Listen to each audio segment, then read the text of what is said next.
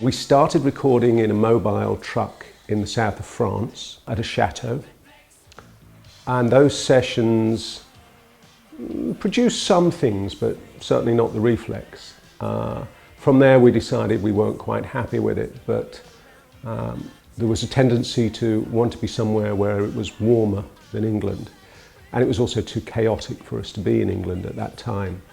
So we decamped to Montserrat, which was really quite lovely.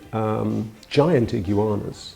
The version that appears on the album was written in Montserrat, where we were working with Alex Sadkin, and you know, and it was a confluence of a lot of influences that we had at the time. We were listening to a lot of Chic, particularly Tony Thompson's drum break at the start of I'm Coming Out, and you know, just a lot of music that was around at the time. And I think it's a great lyric. You know, it's a very sort of paranoid lyric. People are always trying to figure out what it's about. You know, I like that about it. The main thing I remember at recording that record was that John and I were listening a lot to the Diana Ross album, Diana.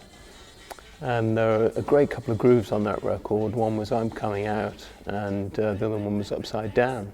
So that was a really big influence on the groove of that record. And of course it was produced by Nile Rodgers and Bernard Edwards, and drums were played by Tony Thompson. So the whole thing was influenced very much by Nile and the Chic Corporation. The Reflex came about, you know, we had a bit of a backing track already, and I had a new synthesizer. It was before I got the Fairlight synthesizer, but it was one of the very early sampling keyboards.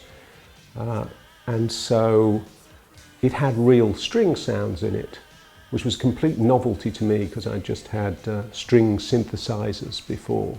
But the Emulator 2 had real string sounds and a lot of other things, motorcycles, oboes, everything. And it had these discs that were about this big, floppy disks, for those of you who remember them. So I used to insert these discs and, wow, it's great, we've got an orchestra now. And I came up with the keyboard line on the chorus, the string line, and then another line that went the other way on a different synthesizer. And it was a very odd sounding thing. But somehow, between that and Andy's guitar riff, we built this unusual sounding track, and Simon came up with a truly unique melody over it. From Montserrat, we moved on to Australia. And we did a TV show in Melbourne called Countdown.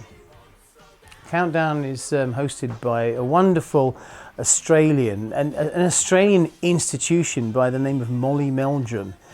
He loved Duran Duran, and he threw a party for us at his house, his Egyptianized house in Melbourne, and all kinds of people came to this party. It was really, all the freaks came, and all the fashionable people. It was a really top fashionable party in Melbourne, and he played this song, and we heard this song, and we said, "What the hell is that?" And it was In Excess, and the song was Original Sin. It was the first time that Duran Duran had heard In Excess. And we made him play it again, and again, and again. And by the time we'd heard it sort of four times, we just knew it, and we knew we loved it. And we particularly loved the production on it. And the production on it was Nile Rodgers' production. And when we came back to the UK, that's what we set our hearts on. So we made contact with Nile Rodgers and said, "Do you want to work with Duran Duran?" He said, "Yeah, sure."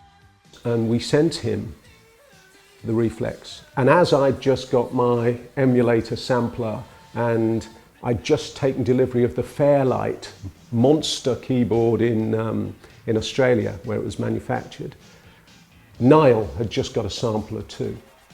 So we were all playing with bits of things, and what can we do with loops of this, and what can you do with a real sound, and what if you take a bit of vocal and you go white, yite, what. We had all these great parts, but as you will hear if you compare the album version and the version that was put out finally as a single, they're quite radically different in arrangement. And that's because We knew there was something very special about the Reflex, but even in our process of trying to finish it to the finest quality, we knew there was more in it. I still haven't answered what it's about. Well, I'll come to that later. And I can't even remember how we ended up with the word the Reflex, but it's one of those lyrics where we always get asked, what's the song about?